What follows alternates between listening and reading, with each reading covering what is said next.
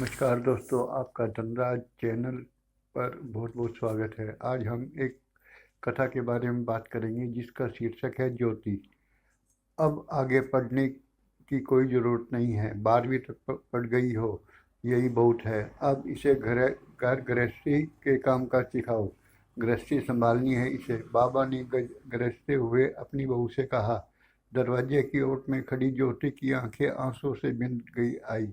उसे तो कॉलेज जाकर आगे की पढ़ाई करनी थी। मास्टर जी ने कहा, आगे चलकर तुम्हें टीचर बनना है और इस गांव के बच्चों का भविष्य संभालना है।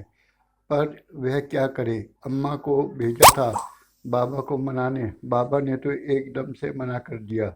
वह भागती हुई मास्टर जी के घर पहुंची। ज्योति का उतरा हुआ चेहरा देखकर मास्टर जी बेचैन हो उठे। क्या बात है ज्योति, तुम इतनी परेशान क्यों हो? उसने रोते रोते सारी बात बता दी। अच्छा चलो मेरे साथ, कहकर मास्टर जी उसके घर चल पड़े। शाम ढलने को थी। आंगन में बड़ी खाट पर ज्योति के बाबा बैठे हुए थे। आंगन के बीचों बीच तुलसी का चौरा था। ज्योति की अम्मा भीतर कुछ काम कर रही थी। तभी मास्टर जी वहां पहुंच गए। प्रणाम बाबा। मास्टर जी ने पहुंचते ही बाबा के पांव छूकर कहा, अंधेरा घिर आया था तो बाबा मास्टर जी को पहचान ना सके। बस धीरे से पूछा, कौन? मैं विजय, ज्योति का अध्यापक। जीते रहो बेटा, आओ बैठो। अरे बहू, यहाँ एक दिया तो जला दो, एकदम अंधेरा हो गया है।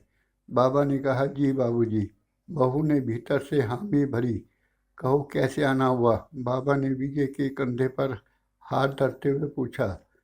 आपसे कुछ कहने आया था। हाँ हाँ, निसंकोच कहो, तुम गांव के बेटे जैसे हो। बाहर से आए हो तो क्या हुआ, मैं भी तुमको अपना बेटा ही मानता हूँ। बाबा बोल ही रहे थे कि उनकी बहू ने दिया जलाकर तुलसी के चौरे के पास रख दिया।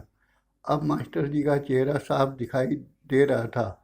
बाबा की सफ़ेद मूछे के उजले बाल चमकने लगे। पूरे आंगन में प्रकाश फैल गया।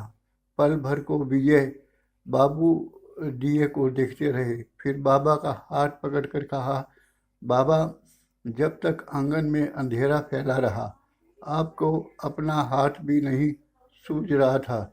न ही आप मुझे पहचान पाए थे, न ही कोई अन्य वस्तु देख पा रहे थे। हर ओर बस भरम ही भरम था। एक छोटे से दीपक की ज्योति ने अंधकार से उपजे सारे भ्रम को मिटा दिया। अब आप मुझे देख सकते हैं, मैं आपको देख सकता हूँ, हम एक दूसरे को पहचान सकते हैं।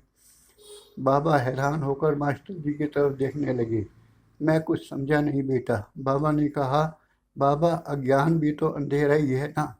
जब तक ये हमारे पास रहेगा हम दुनिया को स्पष्ट रूप से नहीं देख सकते, अपने आप को भी नहीं समझ सकते। फिर आने वाली पीढ़ियों का उद्धार कैसे होगा?